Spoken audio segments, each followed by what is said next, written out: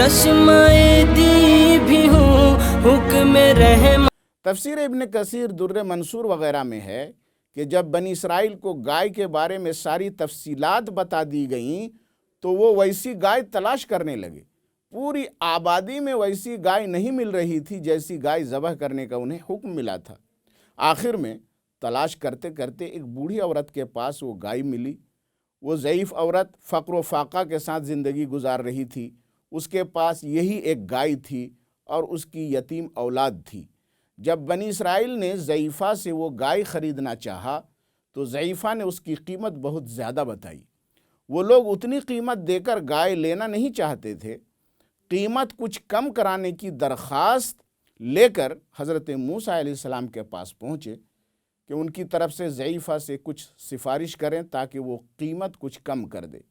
حضرت موسیٰ علیہ السلام نے فرمایا، جتنی قیمت میں ملے تم کو وہی گائے خریدنا ہے۔ گائے کے مالک کو اختیار ہے، جتنی قیمت میں چاہے اپنی گائے بیچ سکتا ہے۔ روایتوں میں آیا ہے کہ گائے کی کھال بھر سونا قیمت میں ادا کر کے بنی اسرائیل نے وہ گائے خریدی تھی۔ گائے کو ذبح کرنے کے بعد جب اس کی زبان سے یا دم والے حصے سے مقتول کو مارا گیا تو مقتول زندہ ہو کر کھڑا ہو گیا اور بتا دیا کہ اس کو فلاں فلاں اس کے بھتیجوں نے قتل کیا ہے۔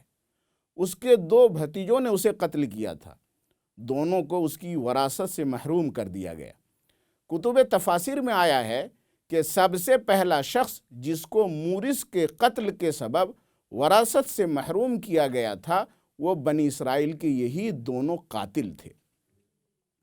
بنی اسرائیل کے اس واقعے میں چند نصیحتیں ہیں۔ نمبر 1، بندے کی بندگی کا تقاضا یہ ہے کہ وہ حکم الہی کو بغیر چوں و چرا کے تسلیم کرے۔ جو بھی حکم الہی ہے اسے مانے۔ یہ کیوں ہے، ایسا کس لیے ہے، اس طرح کی بحث میں نہ پڑے۔ یہ ضروری نہیں ہے کہ اللہ تبارک و تعالیٰ کے ہر حکم کی حکمت بندوں کی عقل میں آئے۔ انسانی عقل ناقص ہے۔ نہ اللہ کی ذات کا احاطہ انسانی عقل کر سکتی ہے، نہ اللہ کی صفات اور افعال کی حکمتوں کا احاطہ کر سکتی ہے۔ انسان اگر سب کا احاطہ کر لے تو پھر مخلوق اور خالق کی قدرت میں فرق کیا رہے گا؟ بنی اسرائیل کو گائے ذبح کرنے کا حکم اللہ نے دیا تھا۔ بنی اسرائیل پر لازم تھا وہ بغیر بحث و مباحثہ کے اس کو مان لیتے، جو کہا جا رہا تھا اسے کرتے، لیکن انہوں نے بیجا بحث کی جس کی وجہ سے اللہ تبارک و تعالیٰ نے ان سے ناراضگی ظاہر فرمائی اور معاملہ کو ان پر مشکل فرما دیا۔ بنی اسرائیل حکم الہی کے مطابق اگر بنا بحث اور بنا اعتراض کے گائے ذبح کرتے تو جو گائے بھی ذبح کرتے اللہ کا حکم پورا ہو جاتا، لیکن بنی اسرائیل نے بیجا اور اننیسیسری سوال کیا کہ گائے کیسی ہوگی، رنگ کیسا ہوگا، بوڑھی ہوگی کہ جوان ہوگی۔ اس طرح سوال کر کے انہوں نے اپنے اوپر حکم کو مشکل بنا لیا۔ نتیجہ یہ ہوا کہ جس طرح کی گائے کو ذبح کرنے کا انہیں حکم دیا گیا تھا وہ پوری آبادی میں صرف ایک بوڑھی عورت کے پاس تھی اور مجبوراً انہیں منہ مانگی قیمت دے کر گائے کو خریدنا پڑا تھا۔ نمبر 3، اس واقعہ میں دلیل ہے اس بات کی کہ اللہ تبارک و تعالی مردوں کو دوبارہ زندہ کرنے پر قادر ہے، جیسا کہ اس نے بنی اسرائیل کے مقتول شخص کو اپنی قدرت سے دوبارہ زندہ فرمایا تھا۔ جو لوگ مرنے کے بعد دوبارہ زندہ کیے جانے کو نہیں مانتے ان کے خیال کے باطل ہونے پر اس واقعہ میں واضح دلیل موجود ہے۔ اللہ تبارک و تعالیٰ کی قدرت کی نشانی کو دیکھنے کے بعد بھی بنی اسرائیل کے دل ایمان کے لیے نرم نہیں ہوئے، بلکہ ان کے دلوں کی سختی اور بڑھ گئی، ان کے دل اور کٹھور ہو گئے۔ وہ سرکشی پہ سرکشی کرتے رہے۔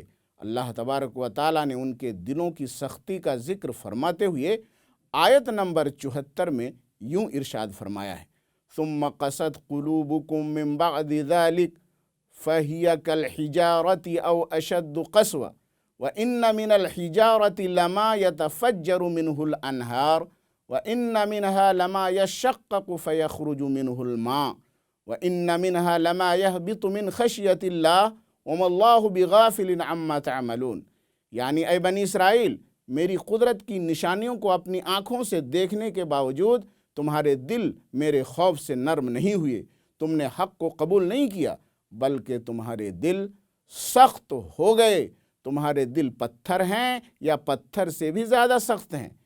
کچھ پتھروں سے تو نہریں جاری ہو جاتی ہیں، کچھ پتھر پھٹ جاتے ہیں تو ان سے جھرنے کی شکل میں پانی نکلتا ہے، کچھ پتھر خوف خدا سے پہاڑ کی چوٹی سے لڑھک کر نیچے آ جاتے ہیں۔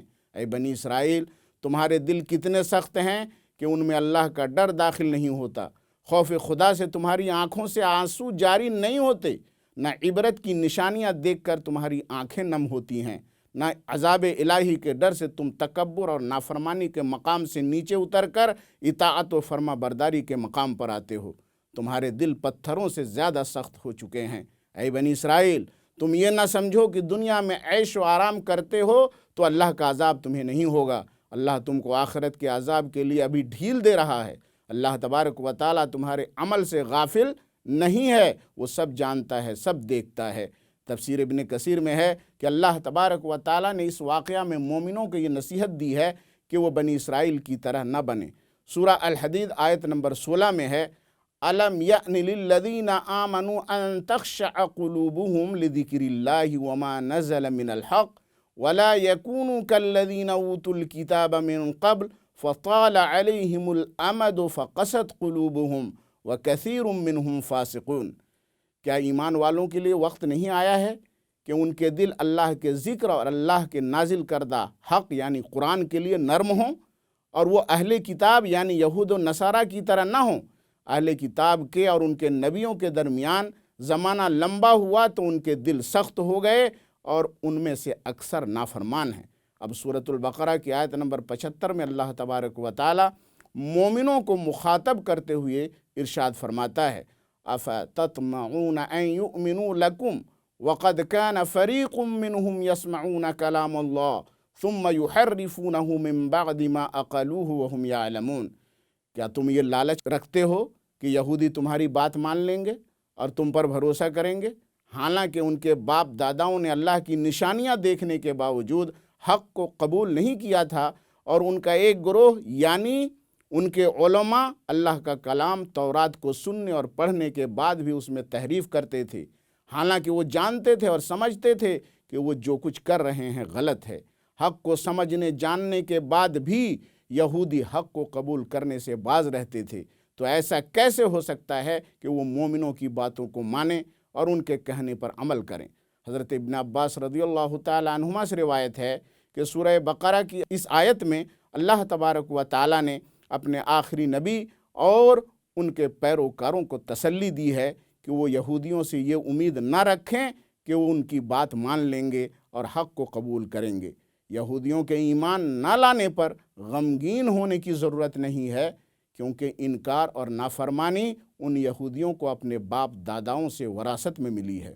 اس کے بعد آیت نمبر 76 میں یہودیوں کے نفاق کو، ان کے پاکھنڈ کو اس طرح بیان کیا گیا ہے، وَإِذَا لَقُوا الَّذِينَ آمَنُوا قَالُوا آمَنَّا وَإِذَا خَلَا بَعْضُهُمْ إِلَىٰ بَعْضٍ قَالُوا أَتُحَدِّثُونَهُمْ بِمَا فَتَحَ اللَّهُ عَلَيْكُمْ لِيُحَاجُّوكُمْ بِهِ عِندَ رَبِّكُمْ أَفَلَا تَعْقِلُونَ۔ جب یہودی ایمان والوں سے ملاقات کرتے ہیں تو بولتے ہیں، ہم ایمان لائے اس بات پر کہ محمد صلی اللہ تعالی وسلم اللہ کے آخری رسول ہیں، ان کی بشارت ہماری کتاب تورات میں موجود ہے۔ پھر جب وہ آپس میں تنہائی میں ہوتے ہیں تو یہودیوں کے سردار اپنے منافق اور پاکھنڈی یہودیوں سے یہ کہتے ہیں، کیا تم مسلمانوں کے سامنے ایسی بات کہتے ہو جس کو اللہ تعالیٰ نے تورات میں کھول کر بیان کر دی ہے کہ آخری نبی کی علامتیں فلاں فلاں ہوں گی؟ تم اگر مسلمانوں سے یہ باتیں بیان کرو گے تو وہ تمہاری باتوں کو تمہارے رب کے پاس تمہارے خلاف حجت اور دلیل کے طور پر پیش کریں گے کہ یہودیوں کو آخری نبی کے بارے میں سب کچھ معلوم ہوتے ہوئے انہوں نے آخری نبی کو نہیں مانا، ان پر ایمان نہیں لائے۔ کیا تم کو عقل نہیں ہے کہ آخری نبی کے بارے میں جو کچھ تورات میں ہے اس کو مسلمانوں کے سامنے بیان کرتے ہو؟ تمہاری باتوں کو مسلمان تمہارے خلاف دلیل بنائیں گے تو تمہارے پاس کیا جواب ہوگا؟ لہٰذا ایسی باتیں مسلمانوں کو بتانے سے پرہیز کرو۔ اللہ تبارک و تعالیٰ نے آیت نمبر 77 میں فرمایا، أَوَلَا يَعْلَمُونَ أَنَّ اللَّهَ يَعْلَمُ مَا يُسِرُّونَ وَمَا يُعْلِنُونَ۔ کیا یہودیوں کو یہ نہیں معلوم کہ اللہ تبارک و تعالی ان کی تمام کھلی ہوئی اور چھپی ہوئی باتوں کو جانتا ہے۔ آگے سورہ بقرہ کی آیت نمبر 78 اور 79 میں اللہ تبارک و تعالی نے ان پڑھ یہودیوں اور تورات کا علم رکھنے والے یہودیوں کے بارے میں یہ ارشاد فرمایا ہے، وَمِنْهُمْ أُمِّيُّونَ لَا يَعْلَمُونَ الْكِتَابَ إِلَّا أَمَانِيَّ وَإِنْهُمْ إِلَّا يَظُنُّونَ فَوَيْلٌ لِّلَّذِينَ يَكْتُبُونَ الْكِتَابَ بِأَيْدِيهِمْ ثُمَّ يَقُولُونَ هَذَا مِنْ عِنْدِ اللَّهِ لِيَشْتَرُوا بِهِ ثَمَنًا قَلِيلًا فَوَيْلٌ لَّهُم مِّمَّا كَتَبَتْ أَيْدِيهِمْ وَوَيْلٌ لَّهُم مِّمَّا يَكْسِبُونَ۔ کچھ یہودی جاہل ان پڑھ ہیں، کتاب پڑھنا نہیں جانتے، وہ صرف کچھ جھوٹی باتیں جانتے ہیں جو ان کو ان کے عالموں نے سنائی ہے۔ وہ صرف گمان کی باتوں میں پڑے ہوئے ہیں، وہ اس گمان میں ہیں کہ یہودی اللہ کے محبوب ہیں، جنت میں صرف یہودی جائیں گے، کسی یہودی کو جہنم کی آگ چھوئے گی بھی نہیں، اگر چھوئے گی تو صرف 40 دن، جتنے دن انہوں نے بچھڑے کی پوجا کی تھی۔ اس قسم کی سند اور محض گمان پر مبنی باتوں کو ہی جاہل یہودی جانتے ہیں، لیکن ان کے تورات کے عالم وہ تو تورات پڑھتے ہیں، وہ آخری نبی کی نشانیاں بھی جانتے ہیں، سب کچھ جانتے ہوئے تھوڑے سے دنیاوی فائدے کے لیے، رشوت خوری اور اپنی سرداری کو بچانے کے لیے تورات میں اپنی طرف سے اپنے مطلب کی باتیں لکھتے ہیں، پھر اپنے جاہل عوام سے کہتے ہیں یہ اللہ کا کلام ہے۔ تورات کے عالم تورات میں تحریف کرنے اور لوگوں کو گمراہ کرنے کے سبب جہنم کے خطرناک گڑھے میں جائیں گے۔ محترم ناظرین و سامعین، آج کا درس یہیں پہ ختم ہوتا ہے۔ انشاءاللہ تبارک و تعالی اگلا درس سورہ بقرہ کی آیت نمبر 80 سے شروع ہوگا۔ تب تک کے لیے اجازت دیجیے، اللہ حافظ۔ چشمہ دی بھی ہوں حکم رحمان